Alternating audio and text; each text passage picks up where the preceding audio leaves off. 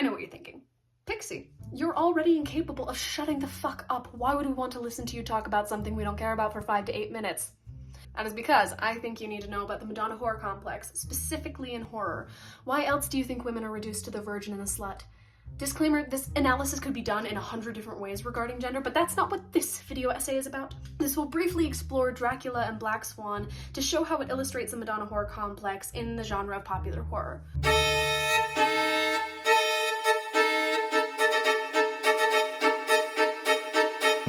Really quick, this complex was first introduced by my mortal enemy, Sigmund Freud, who believed that men divided women into 2 categories, angels and demons, and struggled to conceptualize them as complex women. Crazy. These archetypes perpetuate the notion that women must be one or the other and cannot be both. Horror, especially, relies on this dichotomy in order to follow their binary setup: good versus evil, man versus monster, Madonna versus whore. Women in horror are usually punished for entertaining the abject in a violent and often sexual way, and their standards are typically higher than for men, leading postmodernist films like Scream to point out the rules of horror films as a whole. While these rules apply to characters of all genders, the scenes portraying women who violate them are significantly more graphic and sexual. Going back to folklore, tales like Little Red Riding Hood and Beauty and the Beast exemplify punishments that women could face for their hegemonic insubordination. The impossible task of both saving and denouncing the abject has realistically led many women to insanity or death, but the patriarchal expectation remains the same. A similar theme can be seen in Dracula, where Mina Harker is idealized and sought after for her virtue in the face of corruption, while Lucy is looked down on, demonized, literally, and later killed for entertaining the abject. Lucy is condemned for her unconscious interactions with Dracula, while Mina, the Madonna, is his real goal. Well, that and her boy toy husband. Don't get me started on the victim blaming and glorification of virginity, because again, whole other essay. But these two are really the only women in the story. The men get to be cowboys, scientists, bankers, etc., but the women are just reduced to the virgin and the whore. Anyway, we already covered this in class, so I'm moving on. Know that I had a whole other version with all of the shit I wanted to talk about. Let's get into 2011's Black Swan, a film about ballerina Nina Sayers and her struggles with this complex. The plot centers around a production of Swan Lake as the ballerinas fight over the coveted titular role. Our protagonist, Nina, is obsessive and perfectionistic, while her main competition, Lily, is free-spirited and wild. The ballet's director is extremely manipulative and scolds Nina for her good girl persona that, in his opinion, makes it impossible for her to be the Black Swan.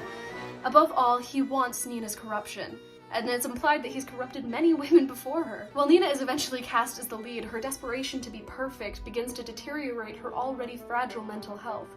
This is worsened by her emotionally incestuous mother, who tries to force her into the role of the child, even when Nina begins exploring her sexuality. Yuck.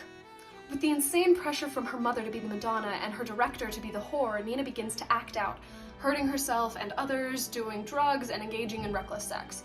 Relying on psychoanalysis, the film comments not only on the societal expectations of women, but also on the horrifying experience of the return of the repressed, as shown through her increasingly objectionable hallucinations of becoming a literal swan. At the peak of the film's plot, Nina wrestles with herself as both swans, breaking a mirror in the process. She ends a struggle by stabbing the Black Swan with a shard of the broken mirror, killing her, but the body becomes that of Lily. Horrified, Nina hides the body, but resolves to continue the show. After her next performance, she returns to check on the body, but discovers that Lily is alive and she has actually stabbed herself. Still, she performs, and as the Swan Queen dies, so does Nina, saying, "I felt it. Perfect. It was perfect." In order for Nina to achieve this perfection, she has to embrace and engage in patriarchal violence. She physically hurts her mother to attain freedom, she kills Lily to get ahead, and she destroys herself in order to live up to the expectation. Only by killing herself is Nina able to succeed as both Madonna and whore, because it's only in this moment that she can maintain both her purity and corruption.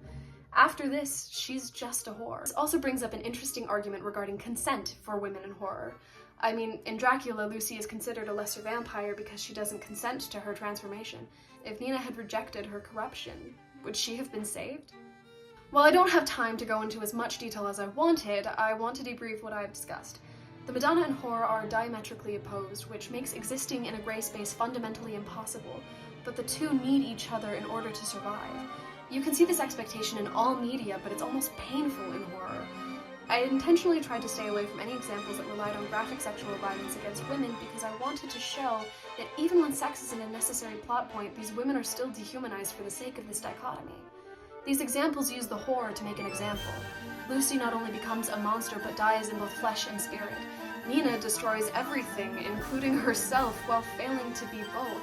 It isn't the desire to remain pure that prompts women to fulfill the role of Madonna, but the sheer horror of what it means to be the whore. So yeah, this is fiction, but what does that say about reality? Because this isn't just a silly Freudian concept. It's a tool for oppression. So the next time you watch or read something like these examples, remember, it's not just a story, it's a threat.